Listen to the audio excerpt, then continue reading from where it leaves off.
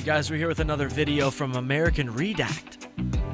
It is Andrew Schulz attacks comics for backstabbing Joe Rogan.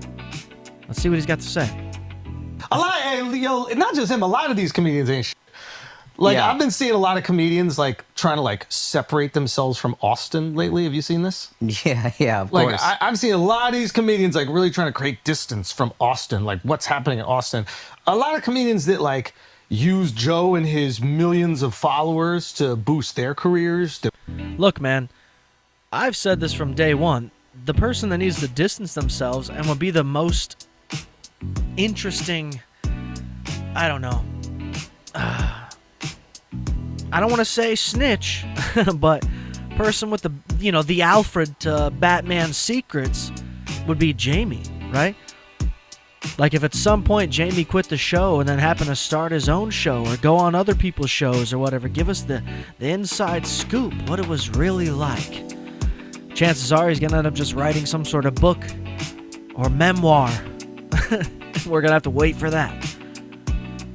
Either way, any comedian that happens to be a part of this that ends up separating themselves, I truly believe it could benefit them to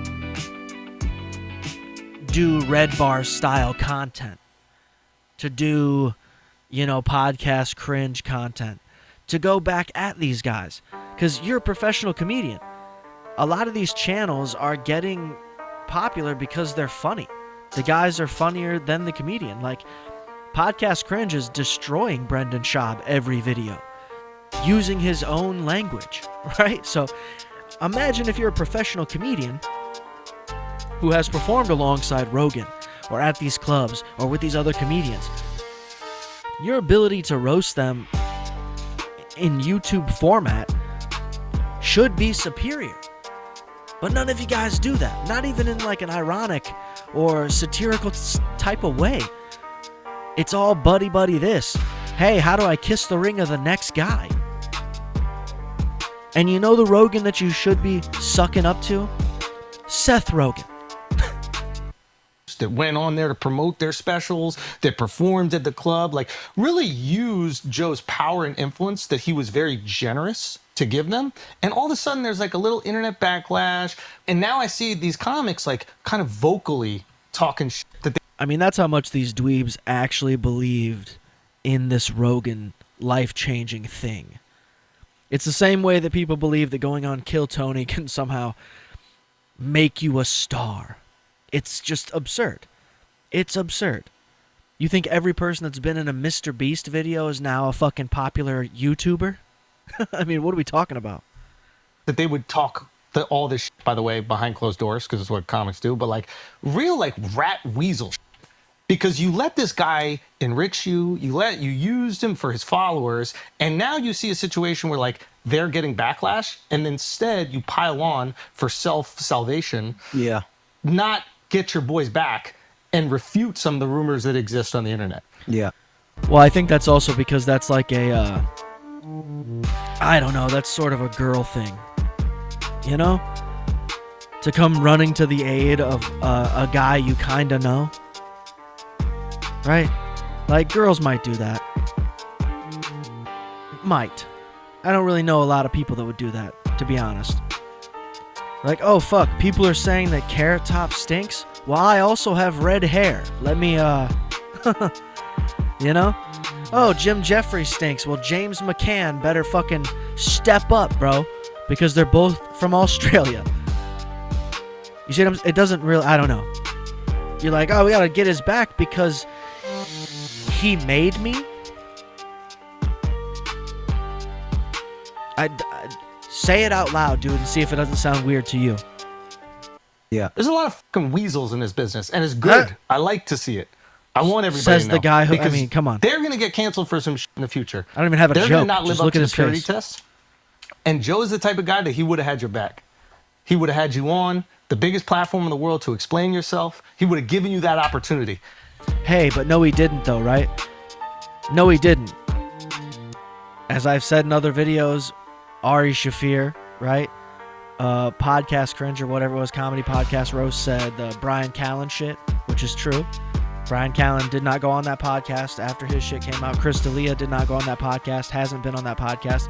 Yes, Ari Shaffir and Brian have both been back, but that was years, dude. Years after their shit, and it was directly because of their shit that they didn't go back on that show, so what do you mean have their back? Same thing with Shane Gillis. It took a long time before Shane Gillis was ever actually a guest on the show. Joe didn't immediately reach out, and then that's why that one joke went over his head. Yeah, Shane was joking, but it was a little bit true. He was like, yeah, I don't have to be on SNL.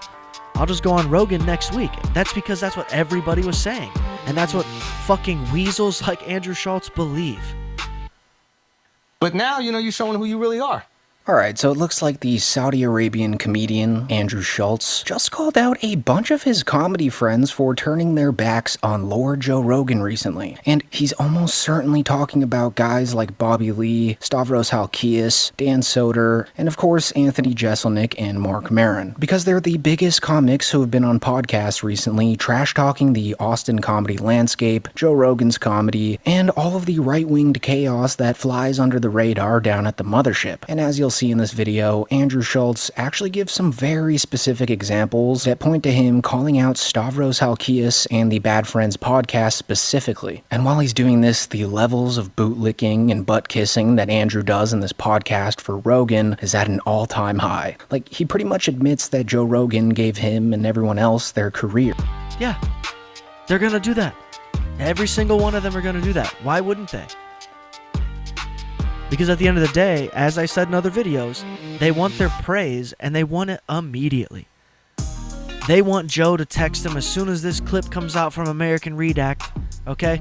As soon as Schulz puts it out himself on his own podcast, on his own social media, Joe's gonna text him and say, hey, thanks for sticking up for me, bud. Immediate validation, man. We're still friends. You still got me. Like it wasn't just a Rogan bump. He's speaking like Joe is the messiah that literally gifted all of them success in comedy. So according to Schulz, in a time like this, when the internet is piling on top of Joe and the mothership style of comedy, instead of joining in, they need to have their royal highnesses back, like the true members of the comedy death squad that they really are. Well, that's the funniest thing, right? American Redact, that would be the funniest thing. Right? To just have his back. Instead of not pile on. I mean, everybody, it's okay if we make a joke about him being the one that gave us our careers, right? If we truly mean it, though. That's the only stipulation. We can joke around about it, but it has to be true. This thing that's like they're going like all the comics and whatever. It's like, listen, the majority of comics at a comedy club suck. Okay? They do. I go to the cellar and roll my I mean, isn't Andrew sitting across from 3 of them? eyes at half of these motherfuckers before I gotta go on and mop up the bombs that they fucking do. Okay? Yeah, look at Akash. He can't even look up because he knows. He's like, yeah, you're talking about me. I have never seen a clip from this dude that's remotely funny. Not a single one.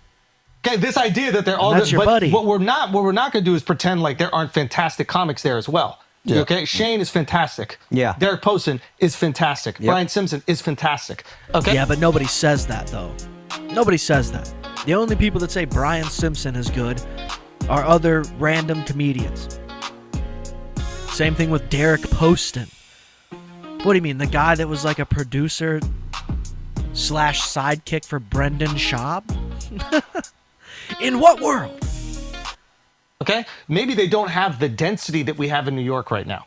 Okay? But at the same time, like, to dispel the entire scene, because now Joe can no longer do something for you, or Tony can no longer do something for you, because that's what it really comes down. When going on Joe Rogan made you a millionaire for 6 years in a row, all these comics were fucking quiet.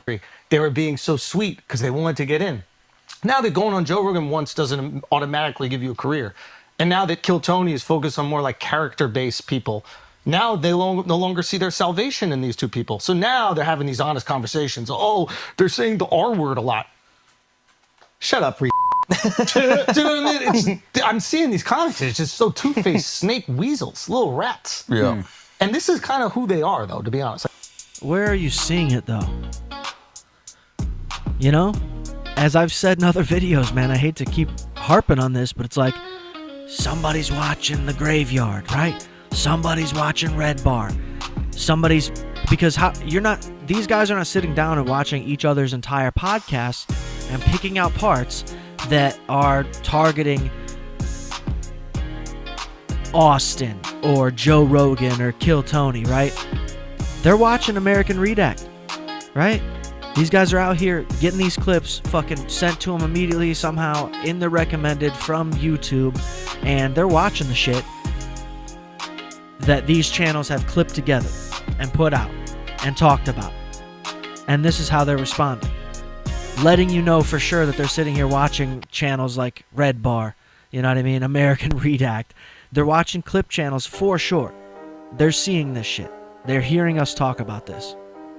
It's like these are the conversations they have in private, and then they kind of change face. So maybe it's even better that they're finally have the balls to be authentic.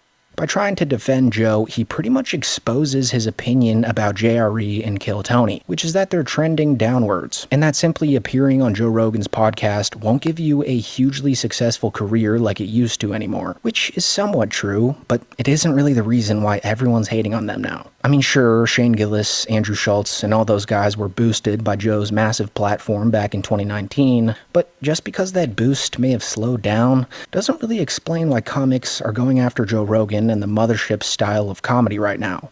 I'm not with that. You guys are doing in Austin. What do you mean? And by saying this, Andrew Schulz is kind of tiptoeing around how Joe Rogan has been completely radicalized over the past 6 years, and his It is pretty funny to notice Andrew saying that Kill Tony and Joe Rogan do not have the same level of pull. I mean, Kill Tony never did, but Joe Rogan, you know, you could get a podcast off the ground by being on Joe Rogan. You weren't going to be a huge comedian. You know, you might have sold some tickets, but it wasn't life-changing. I mean, Mark Norman was on that show multiple times before it ever made a difference. Joe List, it still hasn't yet to make a difference. You know what I mean? And he's one of the funniest dudes working. Comedy scene and the audience that it's attracted sort of followed in that direction too. And understandably, a lot of comics don't want to be associated with that. So just because Joe Rogan let a couple of these guys on his platform a long time ago doesn't mean he's automatically exempt from any criticism now. Like, it's crazy that Andrew is trying to push that here. No wonder he performed for the Saudi Arabian government. I've never seen so much traffic. Do you regret letting the women drive? It's just more people on the road. Despite his free speech warrior gimmick, I mean, classic, you know, traffic humor. Right? Like, what was he going to bring up next? Airplane food? Schulz loves censorship when it benefits him. Like, he's really trying to silence comedians who want to joke about how Joe Rogan is a complete hack. Yeah, I just think it's so corny. You use someone to enrich yourself, and the second they're going through something, you immediately abandon them, and then you could say nothing. Yeah. Yeah. But you have to act. Now you have to say something. You have to have a word. It's like, yeah, okay. Well, now we know who you are. Even though we always... Well, the other thing, too, is like some of these guys, much like Andrew here, they're very, you know, they keep this shit close to the chest. They don't want to say names. So even the clips that Andrew has seen are probably pretty vague. So when they say something about Austin or something about a short comedian, it's like, oh, well, we have to, that's got to be talking about Joe. Like, well, most likely, but, you know, there's other short comedians. Brad Williams, I guess he counts as a comedian still. Always knew. Now everybody knows who you are. And your fans probably... No, like, some of them I'm surprised by. Really? Some of them I'm like, I thought you were a stand-up dude, man. I thought you were a stand-up fucking guy. And you were not. Everything trickles down, right? So it's like, when the only way to make it was be on Comedy Central, all these comics that we see now were doing knock-knock jokes, hoping to get a special on Comedy Central, right? So you basically gravitate towards what your salvation is. Most people do. Most comics do. Joe Rogan was the way to make it for a very, like a 6 or 7 year stretch. It was like you went on Rogan. I saw it happen to me. Like going on Rogan, life changed. Well, that's the thing, too, is the people that I believe Andrew has to be talking about that actually might have saw some sort of change from being on Rogan was a Brendan Schaub, right? A Brian Callen, Tom Segura, Bert Kreischer, maybe. But some of these other guys, like, cultivated an audience outside of that. I don't know. Either way, guys, I'm done with this video. American Redact, go subscribe to his channel, as if he needs any more. He's already well over 100,000. We are still at 600 and something, yo. Tell your friends. I don't know how to promote this stuff, but check out the Patreon for, you know, general support, man. $3 a month. Patreon.com/thecrawlspace. Hit the like, hit the subscribe, and let's do some more. Just having fun. But till next time.